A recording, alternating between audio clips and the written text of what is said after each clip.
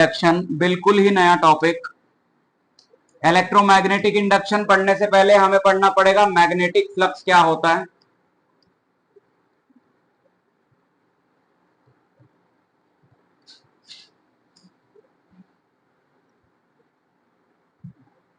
जो electric flux होता है वही मैग्नेटिक फ्लक्स होता है। सेम डेफिनेशन, बस वहां इलेक्ट्रिक फील्ड लाइंस होती हैं और यहां पे मैग्नेटिक फील्ड लाइंस होती हैं, ठीक है ना। Number of magnetic field lines passing through an area, formula भी सेम।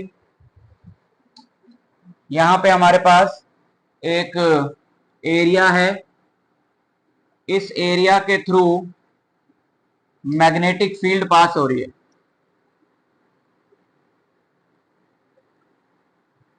ऐसे। और ये एंगल है फाई, ये मैग्नेटिक फील्ड है बी, एरिया वेक्टर है ए। मैग्नेटिक फील्ड और एरिया वेक्टर के बीच का cross product, dot product, B A cos theta is the magnetic flux. ठीक है, कुछ जानने का है नहीं इसमें। इलेक्ट्रिक फ्लक्स जैसा होता है वैसे ही मैग्नेटिक फ्लक्स भी होता है। और बी डॉट है,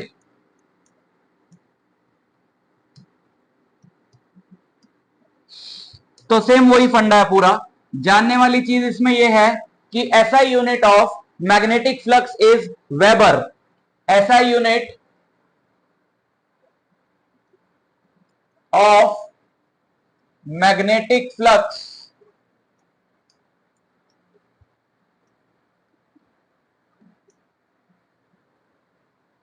ऐसा यूनिट ऑफ मैग्नेटिक फ्लक्स है वेबर। वेबर का सिंबल होता है capital W small B. Weber का सिंबल होता है capital W small B. 1 weber, ये वेबर है, weber 1 weber B into A, B into A यानी tesla metre square. 1 weber is 1 tesla metre square. तो इसका मतलब यह है कि अगर एक टेस्ला की मैग्नेटिक फील्ड जो है वो 1 मीटर स्क्वायर एरिया के थ्रू पास हो रही है तो मैग्नेटिक फ्लक्स हो गया 1 वेबर। ठीक है, तो मैग्नेटिक फ्लक्स की यूनिट ही नई चीज है यहां पे, बाकी सारी कहानी फर्स्ट चैप्टर वाली है। So now let's come to electromagnetic induction है क्या।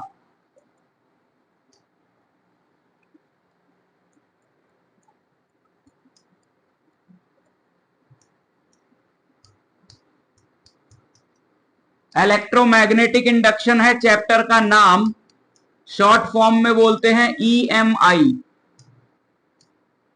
इलेक्ट्रोमैग्नेटिक इंडक्शन, ईएमआई है क्या। अब ध्यान से सुन लो। एक अभी जो चैप्टर हमने खत्म किया उसमें हमने क्या पढ़ा कि अगर एक करंट कैरिंग कंडक्टर हो तो उसके अराउंड क्या बन जाती है, मैग्नेटिक फील्ड। उल्टा सोचो, जो फैराडे ने सोचा कि अगर एक current carrying conductor magnetic field का सोर्स होता है तो उल्टा भी ट्रू होना चाहिए, नेचर का रूल है। तो फैराडे ने सोचा कि क्या कोई ऐसा तरीका है कि उल्टा किया जा सके। अगर हम करंट से मैग्नेटिक फील्ड पैदा कर सकते हैं तो क्या हम मैग्नेटिक फील्ड से करंट पैदा कर सकते हैं। समझ आया। ये उसके दिमाग में चल रहा था कि बैटरी वैटरी कुछ नहीं है हमारे पास एक वायर है, हमारे पास मैग्नेटिक फील्ड है, तो क्या मैग्नेटिक फील्ड की मदद से वायर में करंट लाया जा सकता है। और लाया जा सकता है, बिल्कुल लाया जा सकता है। और इसी से रिलेटेड टॉपिक्स को बोलते हैं electromagnetic induction.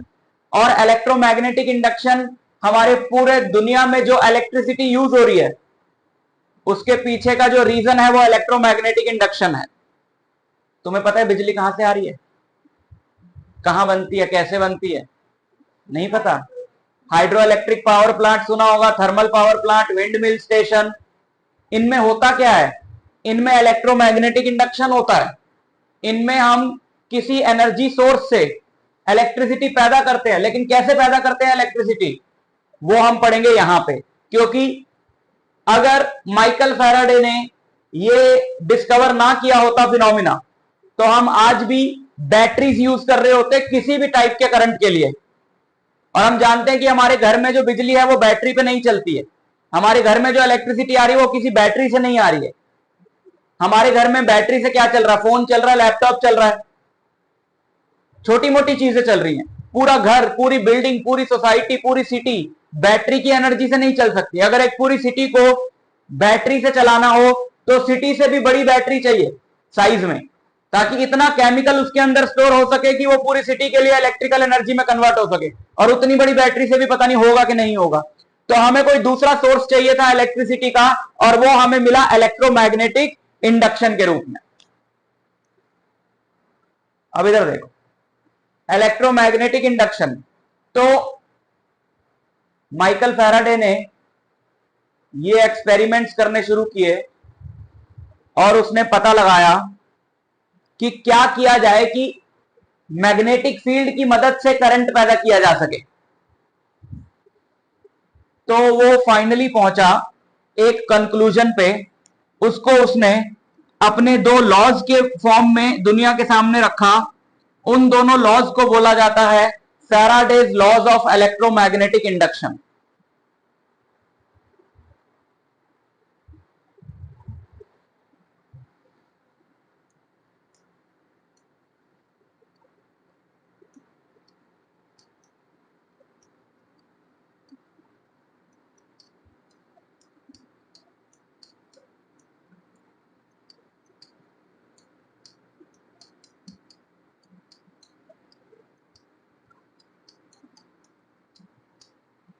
Faraday's laws of electromagnetic induction, दो लॉज उसने दिए।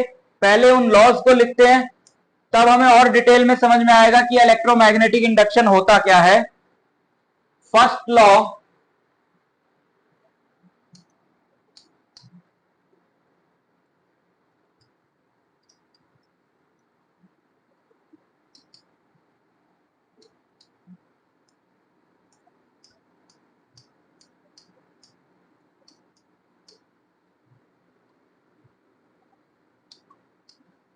whenever the amount of magnetic flux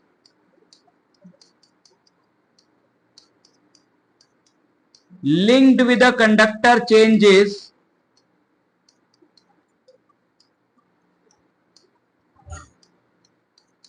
linked with a conductor changes,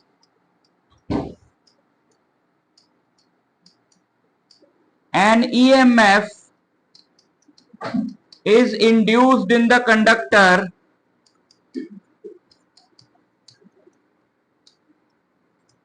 which lasts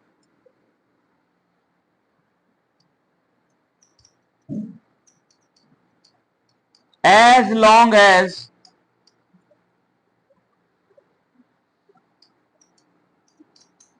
the flux is changing.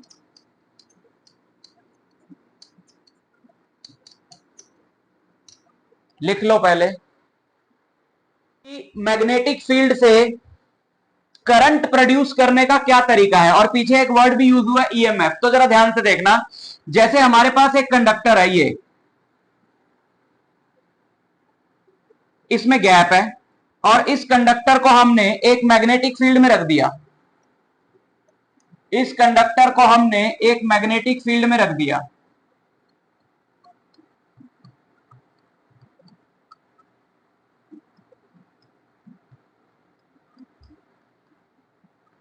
अब सिर्फ मैग्नेटिक फील्ड में कंडक्टर को रख देने से उसमें करंट नहीं आएगा।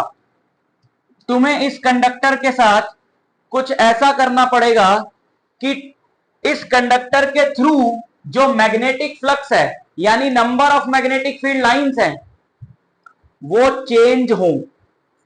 तुम बताओ, तुम इस कंडक्टर के साथ क्या कर सकते हो कि इसके थ्रू जो मैग्नेटिक फील्ड लाइंस पास हो रही हैं उनके नंबर में चेंज आए? एरिया बढ़ा सकते हैं, number of magnetic field lines बढ़ा सकते हैं, और एक और चीज कर सकते हैं। तुम सोचो कि फ्लक्स का फॉर्मूला है क्या? फ्लक्स का फॉर्मूला क्या है? B A cos theta. तुमने इसके बारे में सोच लिया, तुमने इसके बारे में सोच लिया कि एरिया बढ़ा सकते हैं, एरिया कम कर सकते हैं, मैग्नेटिक फील्ड बढ़ा सकते हैं, मैग्नेटिक फील्ड कम कर सकते हैं, लेकिन किसके बारे में नहीं सोचा? थीटा के बारे में। इसको घुमा भी तो सकते हैं। अगर ये घूमेगा, मान लो इसका एक एक्सिस ले लें हम, इस एक्सिस के अबाउट अगर ये घूमेगा तो इसके थ्रू जो मैग्नेटिक फील्ड लाइंस हैं वो चेंज होंगी। तो ये बेसिक कंडीशन है, किसी भी कंडक्टर में अपने आप करंट आ जाएगा अगर उसके थ्रू फ्लक्स जो पास हो रहा है वो टाइम के साथ चेंज हो। यानी ये जो number of magnetic field lines हैं ये बदलें, ये कम हो, ये ज्यादा हो। उसके तीन तरीके हैं, या तो कॉइल का एरिया चेंज करो, या कॉइल की मैग्नेटिक फील्ड, कॉइल जिस मैग्नेटिक फील्ड में वो चेंज करो, या फिर मैग्नेटिक फील्ड और एरिया के बीच का एंगल चेंज करो। ये लॉ ये कहता है कि जब भी फ्लक्स चेंज होगा करंट आ जाएगा, पर ये लॉ ये नहीं कहता है कि फ्लक्स कैसे चेंज करना है। वो कह रहा है जैसे मर्जी फ्लक्स चेंज करो, अगर एक कंडक्टर के थ्रू फ्लक्स चेंज होगा तो उसमें अपने आप मैग्नेटिक उसके उसके अंदर अपने आप करंट इंड्यूस हो जाएगा। इंड्यूस मतलब अपने आप आ जाएगा। अब ये यहां पे रखा हुआ है, अगर इस कंडक्टर को पकड़ के ऐसे आगे लाओ या पीछे ले जाओ तो इसमें करंट इंड्यूस नहीं होगा, क्योंकि इसको पकड़ के ऐसे आगे करने से क्या इसके through magnetic field line change हुई? नहीं हुई। और ये यूनिफॉर्म मैग्नेटिक फील्ड है, तो अगर इस कंडक्टर को इधर या इधर मूव करोगे तो भी इसके थ्रू फ्लक्स चेंज नहीं होगा, तब इसमें करंट इंड्यूस नहीं होगा। लेकिन जैसे ही इसके थ्रू, इसके अंदर से जो मैग्नेटिक फील्ड लाइंस पास हो रही हैं, अगर उनके अमाउंट में कुछ बदलाव आएगा तो इसमें करंट इंड्यूस हो जाएगा। अब वो चेंज चाहे तुम बी को चेंज करके लाओ, चाहे ए को चेंज करके लाओ, चाहे थीटा को चेंज करके लाओ, ये लॉ है।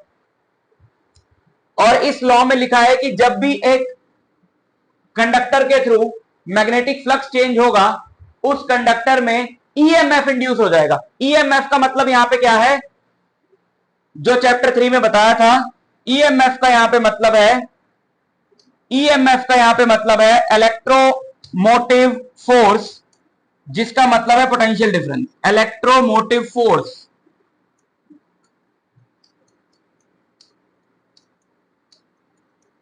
यानी कि पीडी, यानी कि पोटेंशियल डिफरेंस। मतलब ये जो दो एंड्स हमने इसके छोड़े हैं, इन दोनों एंड्स के बीच में एक पोटेंशियल डिफरेंस क्रिएट हो जाएगा अगर इसके थ्रू फ्लक्स चेंज होगा। लेकिन जब तक सर्किट कंप्लीट नहीं होता, जब तक सर्किट कंप्लीट नहीं होता, उसमें करंट फ्लो नहीं करता, तो इसके दोनों एंड्स में पोटेंशियल डिफरेंस तो क्रिएट हो जाएगा लेकिन करंट फ्लो नहीं करेगा, क्योंकि सर्किट ही कंप्लीट नहीं है। करंट फ्लो नहीं करेगा क्योंकि सर्किट ही कंप्लीट नहीं है। और अगर इस सर्किट को कंप्लीट कर दिया जाए, इसमें हम कुछ अप्लाई कर दें, यहां पे देखो हमने ये रेजिस्टर लगा दिया ऐसे, तो इस रेजिस्टर में करंट फ्लो करेगा। समझ आ गया? लॉ समझ में आ गया? फिर है Faraday's second law.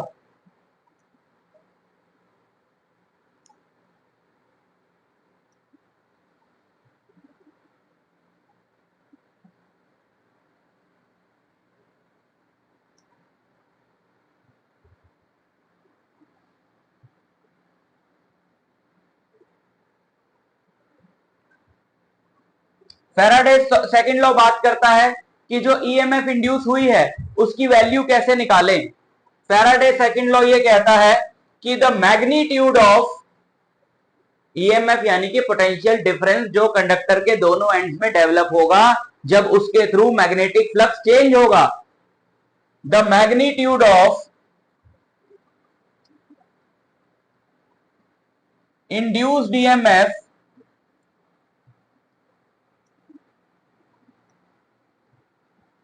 is directly proportional to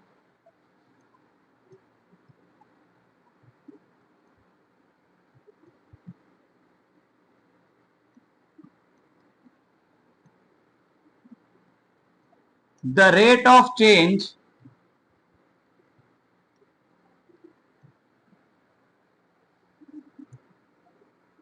of magnetic flux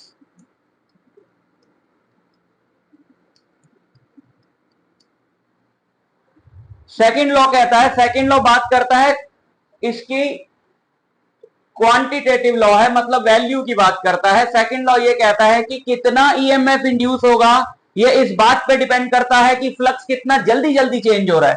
तो ये जो ईएमएफ इंड्यूस होगा यानी कि पोटेंशियल डिफरेंस, इसका सिंबल हम ई भी लिखते हैं ऐसे, तो EMF is equal to minus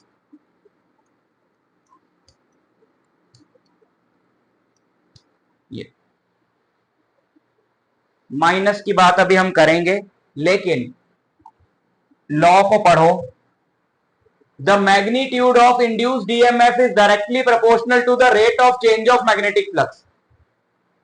magnetic flux पर यूनिट टाइम जितना ज्यादा चेंज होगा ईएमएफ उतनी ज्यादा इंड्यूस होगी।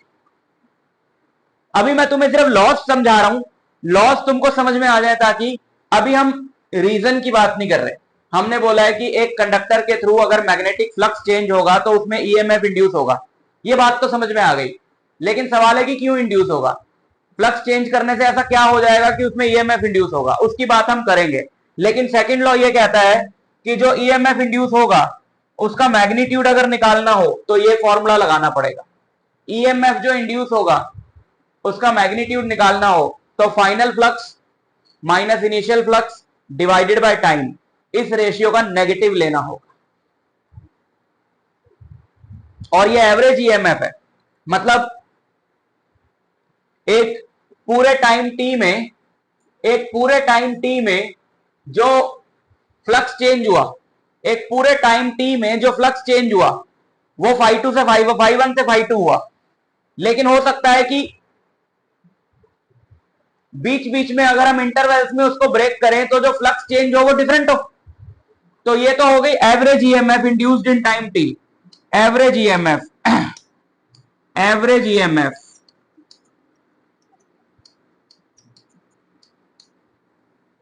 फिर होती है इंस्टेंटेनियस ईएमएफ, ई आई लिख लो इसको, इंस्टेंटेनियस ईएमएफ।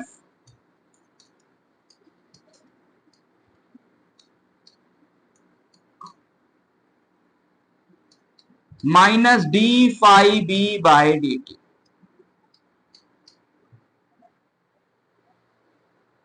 और अगर सर्किट कंप्लीट हो तो करंट इंड्यूस होगा उसमें, और ओम्स लॉ से करंट का फॉर्मूला तो हमेशा वही रहेगा, चाहे एवरेज हो चाहे इंस्टेंटेनियस हो। I is equal to E by R, where R is the resistance of the circuit.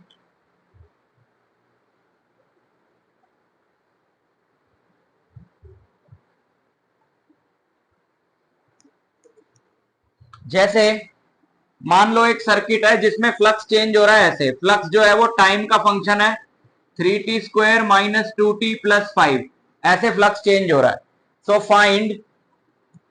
Find instantaneous EMF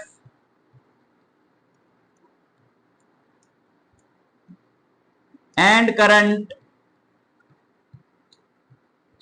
at t equal to 2 seconds, given resistance of the circuit and coil is 100 ohm। तो E है minus D phi by D T, since E is minus D phi by D T तो हमें लेना पड़ेगा इसका derivative और आगे लगाना पड़ेगा माइनस का साइन। माइनस का साइन का रीजन अभी हम बताएंगे। 60 माइनस 2, डेरिवेटिव है 60 माइनस 2, और हमें निकालना है E at t equal to 2 second, E at t equal to 2 second. Minus 6 into 2 minus 2 minus 10 volt. Current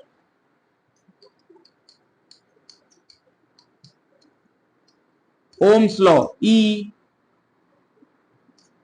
by R minus 0.1 ampere.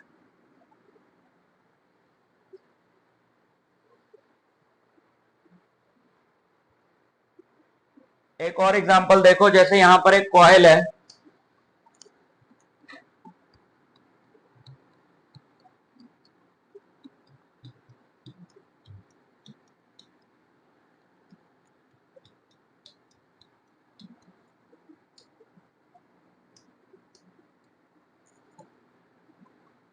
ये इस कॉइल की एक्सिस है, ठीक। और ये कॉइल ऐसे रोटेट हो रहा है, ये कॉइल ऐसे रोटेट हो रहा है। तो हमको निकालना है,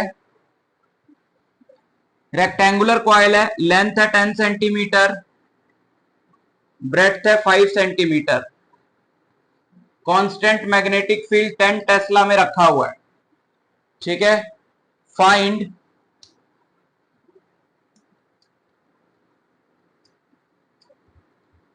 the magnitude of induced EMF when coil turns through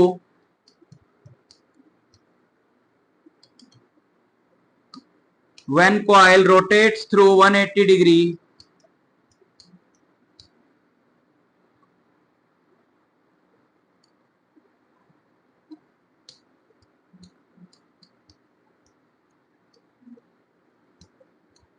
from current position।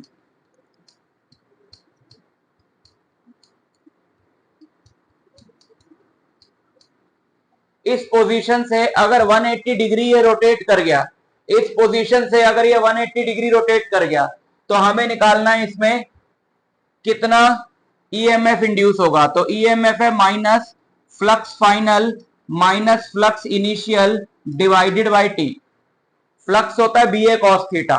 तो जब ये रोटेट होगा ना बी चेंज होगा ना ए चेंज होगा, तो फाई टू है B A cos theta 2 minus B A cos theta 1 divided by T.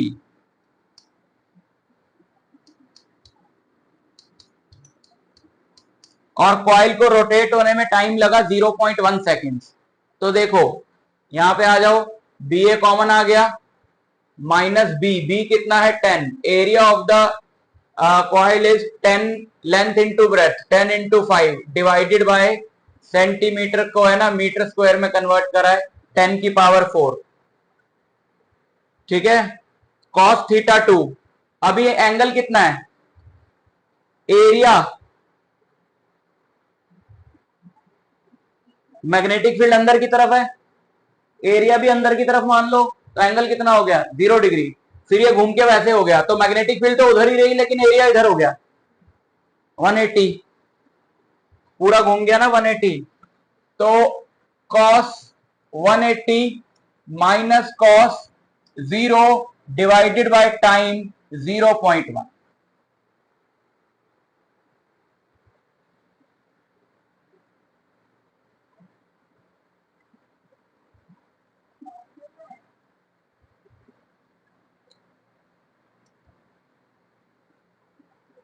Minus minus plus हो गया 2, 5 इंटू 2 10, 10 बाय 100 1/10, 1/10 1 वोल्ट,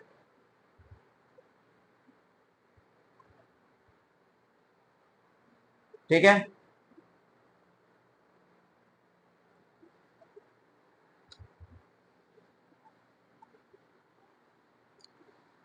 इसी फॉर्मूले में एक चीज और ऐड कर लो, अगर नंबर ऑफ टर्न्स एक से ज्यादा हो कॉइल में, अगर कॉइल में number of turns is more than 1, तो फिर ईएमएफ का जो फॉर्मूला है, चाहे वो एवरेज हो चाहे वो इंस्टेंटेनियस हो, तुम्हें उसमें n मल्टीप्लाई कर देना है।